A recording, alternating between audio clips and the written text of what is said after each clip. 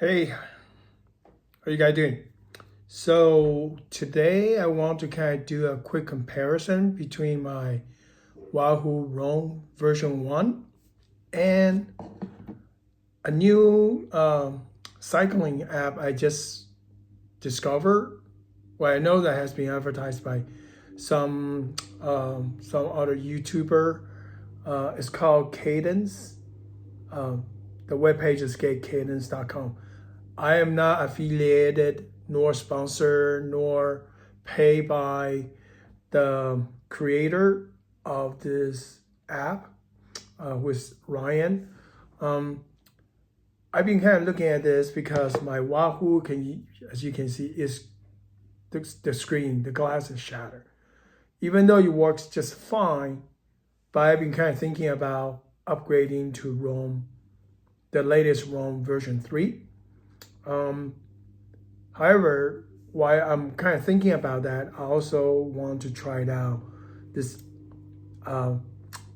iPhone or Android-based cycling app. So far, I have been very impressed by how easy it is to use. Remember, I'm coming from Wahoo, which is very easy to use to start with. And this one provide feature, allow you to track different type of metrics, and you can lay it out whichever you want it. You have a different color. I choose to just have white background and black letters. I put the maps here.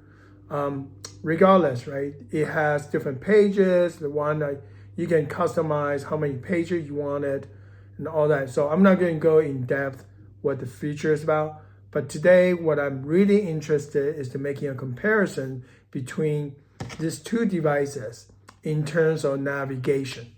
So let me just kind of give you a little bit of background about it. So what I have done is I used Ride with GPS web interface to create a very simple route that has overlapping path. That means my outgoing and incoming, there's a segment of the route that they overlap. They use the same path.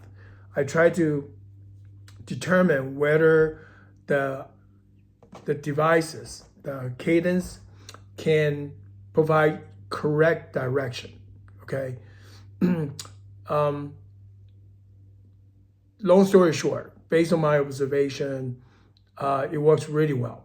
Is on par with the Wahoo Roam version 1, except when you are like trying to reroute it, then there's a little bit of confusion, but that's understandable.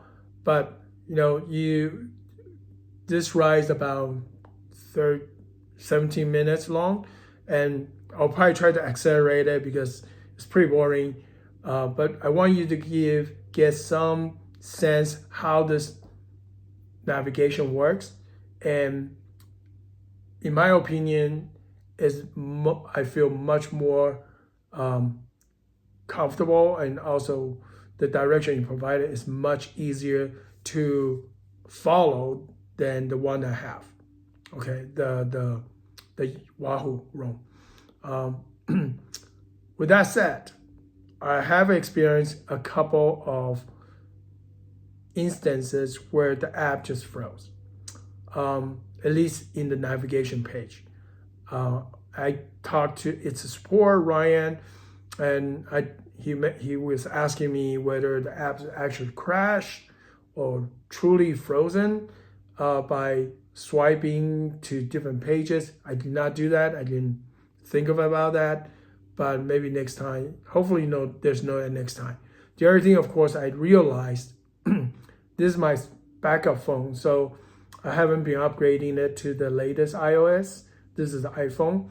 And so after I upgraded to the latest iOS 26.4.2, I do the same test route. I did not experience the navigation frozen case, which is what a relief for me, because I was so hoping to use this app But if you cannot reroute consistently or reliably, then this app is no use to me.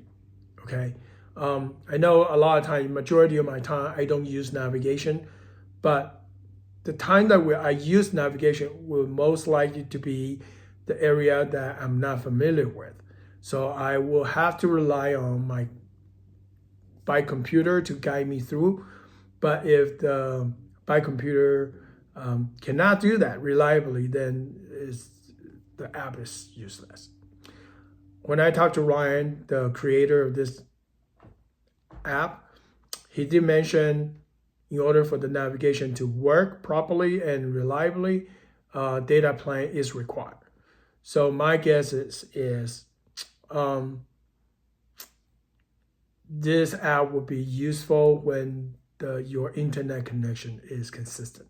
Okay, if not, like say you're doing bikepacking trip, you're out of nowhere, there's no internet, there's no cell phone signal, then this app may not be appropriate. Fortunately, I do have my Wahoo, even though the screen is cracked, but it's still very usable. So I would definitely still keep this. Anyway, so I'm going to try to I will try to show you the recording I have of this short loop that I have done. And you can kind of witness how the app behaves throughout the course. Again, I will try to speed it up, and then that way you can have a firsthand see the comparison between the two devices. This is the test loop that I was talking about. As I'm moving across the terrain, you can see the little yellow dots that follow the route. And there's one segment that we're coming about here. This is the segment where I was talking about the overlapping path, where the outgoing and the inbounding path overlaps. Here's another one where the last leg of the route, where I on purposely not following the navigation because I want to force the device to reroute and see how they respond.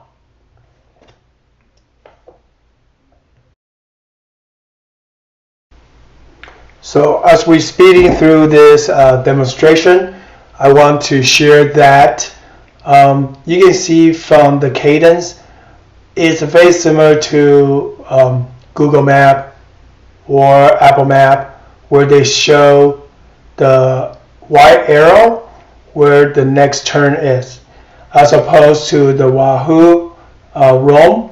You have to follow the black, they call it Shamrock.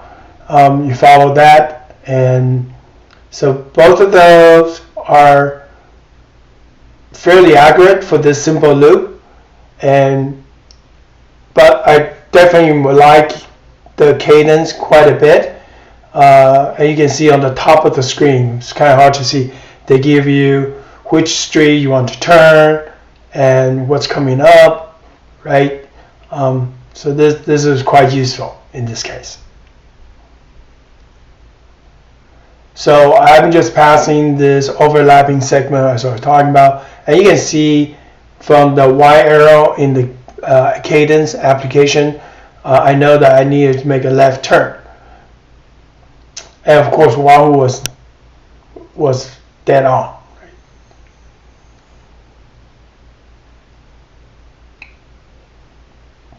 So in here, I'm continuing to follow, and both Wahoo and Cadence app are working really well, and they track each other.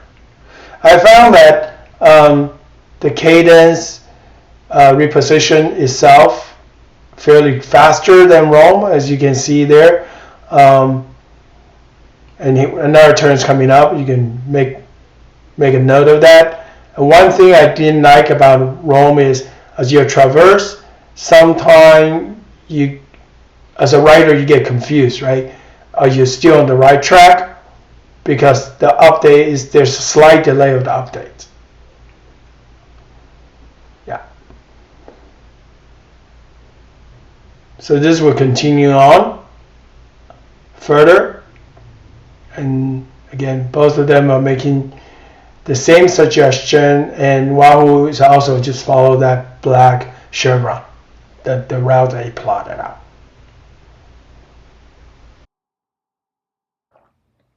So here's the home stretch now. I'm towards the end of this route, where I'm going to make a left turn back to my neighborhood. And then I will return to normal speed to show you how both devices reroute to the correct place, to the final destination.